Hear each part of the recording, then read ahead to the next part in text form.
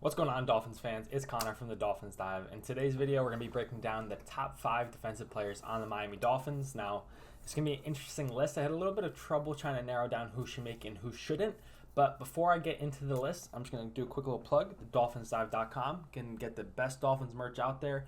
We got this best-selling Mike McDaniel McLovin. We got a dope Tua shirt that I just released recently. And on the note of defenders, I only have shirts made for Javon Holland. I really want to come up with some ideas, maybe a Christian Wilkins shirt or Jalen Ramsey shirt. So feel free to comment down below any ideas you might have and if you would actually be interested in that. Because if you are, then I'll get on my designer and try and make a cool shirt for you guys. But just comment down below any thoughts you have. But I'm going to hop right into today's video. We're going to start with the honorable mentions. So I'm going to start with Zach Sealer. Not quite good enough to make the top 5, but he's an impactful player, man. He's always making plays in every single game. Specifically in the run, he's always in the backfield blowing up plays. But, I mean, from an undrafted practice squad for the Ravens to just miraculously being on the Dolphins and balling out, Zach Sealer definitely deserves some love. So that's why he made the honorable mentions list. This next guy is a recently acquired Dolphin and David Long Jr. Now, I think he's better than Jerome Baker based off of what I've seen, what other people say about him. The guy is a 3-down guy, very, very good. His main concern is injuries, but I think in this scheme, with the talent around him, I think David Long is going to be a very good player for us. So I'm very excited to see what he does for our linebacker core, honestly. So we got him for a bargain, in my opinion. So I think also he deserves some mention and love. And then the last guy on this list, and I think this is going to come to a surprise to most of you guys, and it came to a surprise to me as well, but Bradley Chubb. He didn't make the top 5. Now, this is more production-based recently. He hasn't had the most success. He's dealt with some injuries. Coming over halfway through the season, having to learn a brand new system, hurting his hand, I believe. He's dealt with some adversity. I think being back with Vic Fangio is going to do him some good. So it was hard to keep him out of the top 5, but he just missed it. He would be my 6th guy if I had to say. But that's my honorable mentions. Coming in at number 5 is going to be Xavier Howard.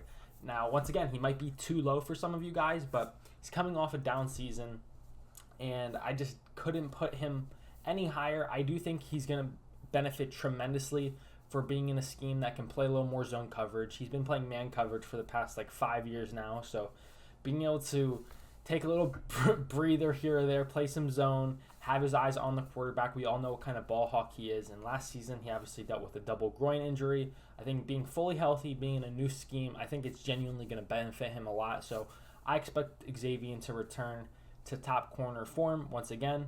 But had a down season. He's getting older. And I just really like these next couple guys I'm going to list ahead of him. So coming in at number 4, safety, Javon Holland. And once again, I want to put him higher, but I didn't pull the trigger on it. But man, I love Javon Holland. What a great pick. 2021 second-round pick. But, man, that guy is a sideline-to-sideline ball hawk, man. He's got great ball skills. He's an extreme athlete, great in the locker room. Everybody seems to love the guy and really enjoy seeing him play. And even off the field, he's a great character. Like I said, I have those Javon Holland shirts on the website if you guys are interested, so you can check that out. But even in this new scheme, too, I expect his role to change. Obviously, this past scheme, we played a lot of single high safety, meaning, once again, he had to go sideline to sideline. But now we're a little bit more cover 2, showing basically, meaning there's going to be 2 safeties up top instead of 1.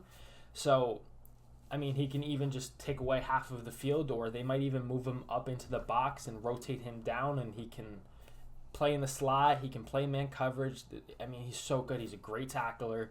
He's great in zone and man coverage. And in Vic Fangio's scheme, there's match coverage principles, which if you guys don't know what that means, it basically means it's a zone coverage with rules implemented into it that if certain things happen, you turn into man. So I think it fits Javon Holland's skill set so well, and Vic Fangio has a track record of getting safeties to play at elite levels. If you think of Justin Simmons, most recently with the Broncos. Coming in at number 3, Jalen Phillips, man. He made it a little higher than I anticipated.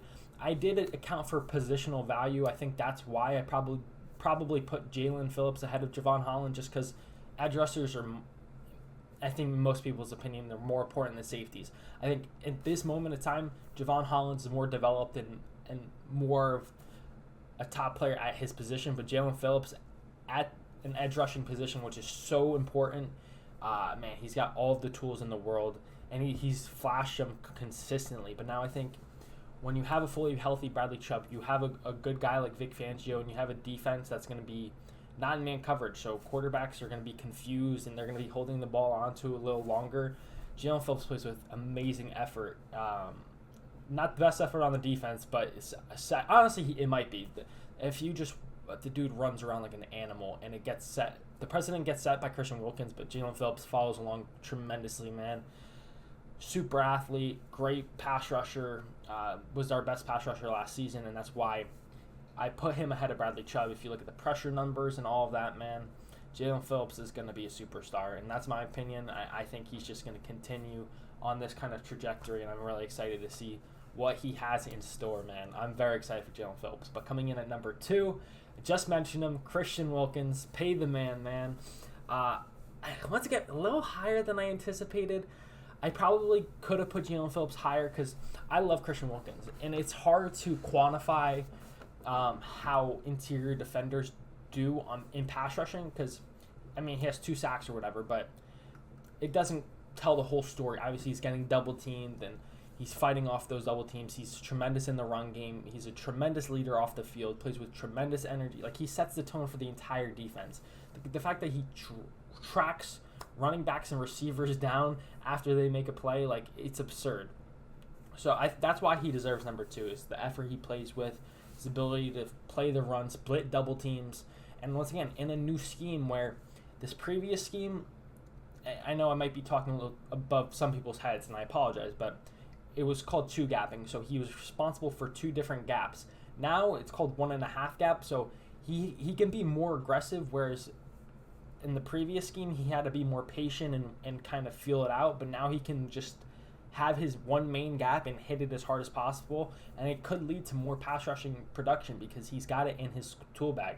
Christian Wilkins is a very well-developed player in the run and pass game, and I think he's going to continue to get better, and I hope any day now we get a Ian Rapp bomb where Christian Wilkins is extended. So that's my number 2 guy. Coming in at number 1, acquired right before free agency, I think you guys all know Jalen Ramsey. Obviously, he hasn't been in this team, but the track record is what gets him here, man. He's an all-pro, Super Bowl champion, plays at an extremely high level. Not only can play elite cornerback, but he can play safety if you need him. He can play in the slot. He's versatile as hell. He's big for the position. He's a great tackler, great in zone, great in man. There's fake news that he was had a down season last year, but that was just not the case. He's an all-around tremendous player, and I think he's going to have a similar effect to the defense that Tyreek Hill did, where he's bringing that juice every single day. Sometimes you expect star players to kind of just take it easy, like everybody knows what they are, but he's going to bring that competition and just bring that dog out of everybody. So I'm very excited to see how Jalen Ramsey fits into this defense, and I really think that's him and Vic Fangio are the biggest reasons why I'm not overly concerned with the Dolphins' schedule and conference in general, is because he's such a game changer, man. Like, the fact that we have Xavier Howard paired up with him, we drafted Cam Smith, we have Kader Kohu, we have some cornerbacks underneath who are kind of dealing with injuries, but hopefully will be healthy. Like, this cornerback room is nasty, and I'm just hoping that Bradley Chubb and Phillips really start hitting their strides, and if the quarterbacks are forced to get the ball out quick on this DB group, man, it's going to be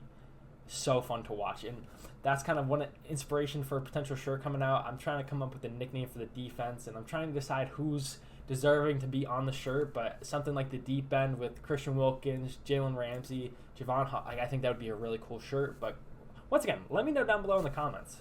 But Jalen Ramsey with the top spot. Comment down below your top 5 if I missed anybody, if you disagree here or there.